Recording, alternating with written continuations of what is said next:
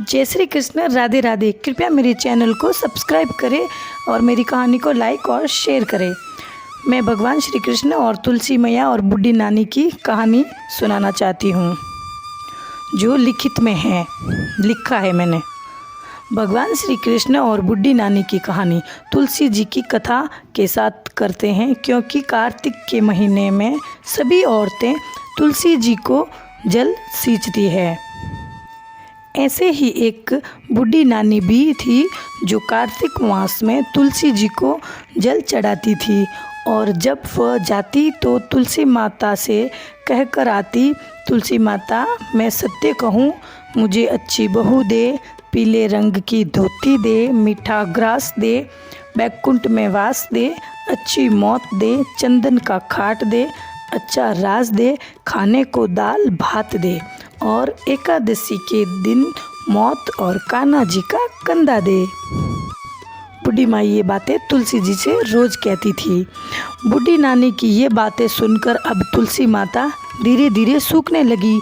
तुलसी माता को इस प्रकार सूखते देखकर एक दिन भगवान कृष्ण ने पूछा कि तुलसी, तुम प्रतिदिन सूखी क्यों जा रही हो? तब तुलसी माता कहने लगी, बस मेरे मन की मत पूछो। भगवान ने कहा कि अरे मैं नहीं पूछूंगा तो कौन पूछेगा? तब तुलसी माता कहने लगी कि एक बुढ़िया आती है और अपनी बात कहकर चली जाती है, तो उसकी सभी बातें पूरी कर दूंगी, लेकिन कान्हा जी का कंधा कहाँ से लाऊंगी? तुलसी जी की ये बात सुनकर भगवान श्री कृष्ण कहने लगे कि वह बूढ़ी नानी मरेगी तो मैं कंधा देने चला जाऊंगा, तुम बूढ़ी नानी से कह देना, बस इतनी सी बात। इसके बाद कुछ दिनों बाद नानी मर गई। उसके मरने पर सारा गांव इकट्ठा हो गया, और उसका अंतिम संस्कार पर जब गांव के लोग उसकी अर्थी उठाने लगे तो वो बहुत भारी हो गई। तो सभी कहने लगे ये तो बहुत संस्कारी थी, बहुत पूजा पाठ करती थी, कोई पाप भी इसने नहीं किया, फिर आज मरने के बाद इतनी भारी कैसे हो गई?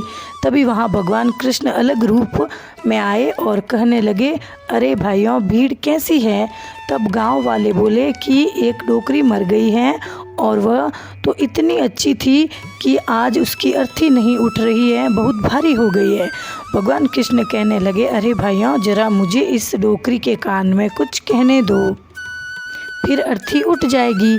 भगवान कृष्ण बूढ़ी के पास गए और उसके कान में कहने लगे, ले तू अपने मन की कर ले, पीताम्बर की धोती ले, मीठा ग्रास ले, बैकुंठ में बास ले, चंदन का खाट ले, झालर की झांझर ले, दाल भात को जिम्मन और कान्हा जी का कांधा ले। भगवान की बातें सुनते ही बुढ़िया तो हल्की हो गई।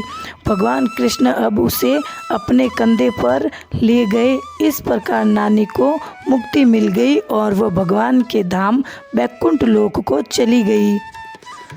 हे तुलसी माता, जैसे आपने बूढ़ी नानी की लाज रखी, जैसे आपने उसके विश्वास की लाज रखी, वैसे ही इस कहानी सुनने वाले और हुंकार भरने वाले सभी भक्तों की लाज रखना। जैसे भगवान ने उसे कंधा दिया, वैसे ही हमें भी कंधा देना। प्रेम से बोले तुलसी माता की जय, भगवान श्री कृष्ण की जय, कार्तिक मास की जय। और कौन कौन कार्तिक मास के व्रत कर रहे हैं, कमेंट में राधे राधे ज़रूर लिखें मित्रों एंड मित्राइणियों।